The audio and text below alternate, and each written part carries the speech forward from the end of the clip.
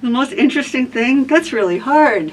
What a terrible question. Yeah, but there isn't one thing. You know, it's sort of like many, many years of bizarre things happening. Oh, boy. Let's see. So since I've come here, I have wrestled sheep, caught chickens, darted stuffed bears, and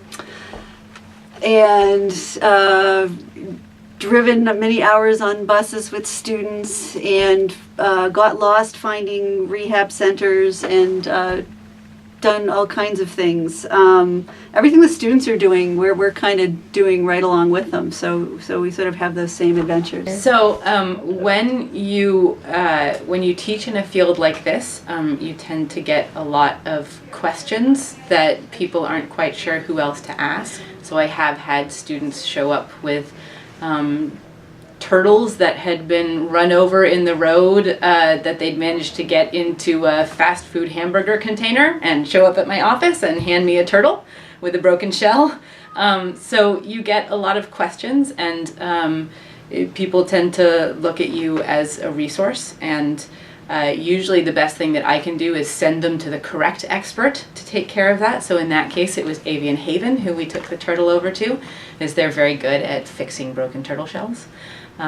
So this field is one where people will always want to know about your work. If you go to cocktail parties and everyone goes around and says what they do, and someone's an editor and someone else is a banker and someone else is a computer programmer, and you say zookeeper or wildlife rehabilitator, and everyone will want to talk to you for the rest of the night about what you do for a living, which is pretty fun.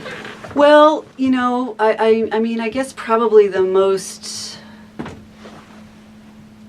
glamorous one would be traveling across the world with 10 bears.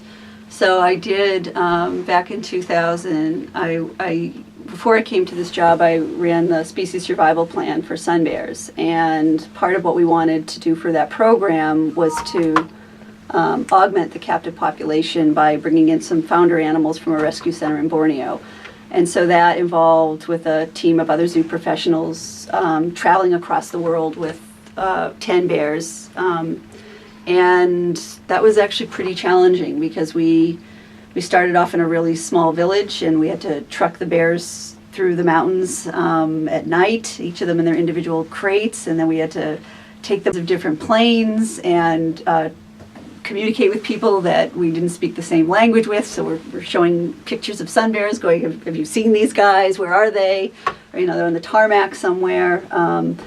And getting those crates and staying with the bears and traveling, you know, just for days and days at a time without sleep, and trying to keep everybody safe and alive. And it was really an amazing thing to be part of.